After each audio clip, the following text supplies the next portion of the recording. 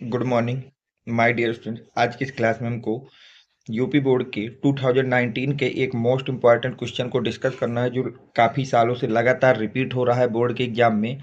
ये 2019 में पूछा गया था बेटा। 346 सेट नंबर था, 346 FH। सवाल क्या था बेटा?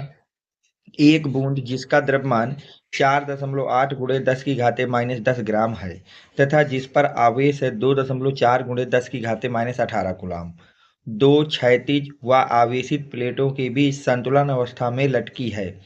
प्लेटों के बीच की दूरी 1 सेंटीमीटर है। प्लेटों के बीच की दूरी कितनी बेटा? 1 सेंटीमीटर है।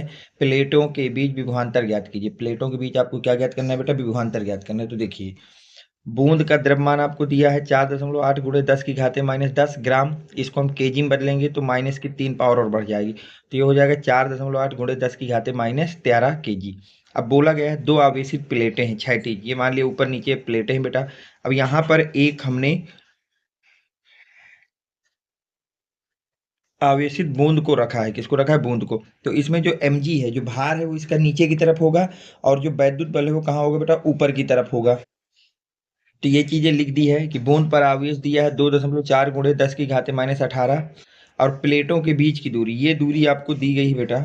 ये वाली जो दूरी है ये आपको दी गई है, डी से जिसको रिप्रेजेंट कर रहा हूँ वो दी गई है 1 सेंटीमीटर। वो कितनी दी गई बेटा? 1 सेंटीमीटर। अब इस 1 सेंटीमीटर को अगर मैं मीटर में बदलूँ तो 10⁻⁻² से मल्टीप्लाई हो जाएगा, तो ये हो जाएगा। अब हमको ज्ञात क्या करना है बेटा? प्लेटों के बीच विभवांतर ज्ञात करना है, यानी कि v निकालना है। प्लेटों के बीच हमको क्या ज्ञात करना है बेटा? विभवांतर v। तो देखिए ध्यान से बेटा, संतुलन की अवस्था में अगर मैं बात करूं तो संतुलन की अवस्था में हमको पता है कि क्या चीज होगा, कि जो ये mg है वो बराबर होगा QE के, क्योंकि जितना बल नीचे लग रहा है उतना ही बल ऊपर की तरफ लगना चाहिए।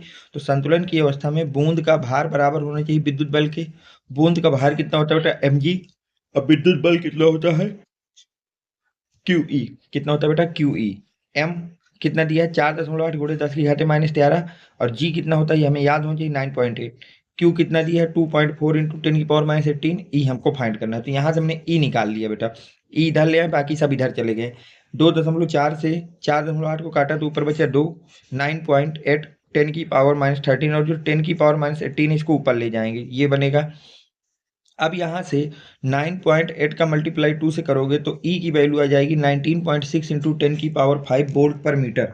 वोल्ट पर मीटर वैद्युत क्षेत्र की तीव्रता के सूत्र से। अब यहाँ पर हम लोग सूत्र लगा देंगे बेटा वैद्युत क्षेत्र की तीव्रता का। किसका लगा देंगे बेटा? वैद्युत क्षेत्र की तीव्रता का। तो वैद्युत क्षेत्र की तीव्रता का सूत्र क्या होता है बेटा?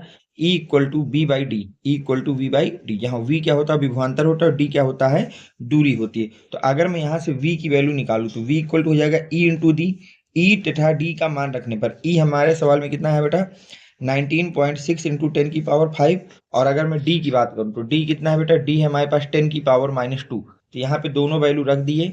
अब 10⁻² को 10⁻5 से मल्टीप्लाई करोगे तो हो जाएगा 10⁻3 और ये 19 है, तो इसको मैं लिख सकता हूँ v equal to 1.96 into 10⁻4।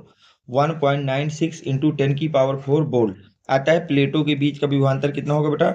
1.96 into 10⁻4 volt होगा। यही इसका प्रॉपर आंसर है। ठीक बेटा, तो ये क्वेश्चन उम्मीद करता हूँ कि आपके समझ में आ गया होगा और काफ़ी इंपॉर्टेंट क्वेश्चन है और काफ़ी अच्छा क्वेश्चन है और हर साल बोर्ड में पूछा जाता है, इसलिए इसको अच्छी तरह से आपको तैयार कर लेना है बेटा। अगर वीडियो पसंद आया हो तो वीडियो को लाइक करें, चैनल को सब्सक्राइब करें। Thanks for watching, next video coming soon.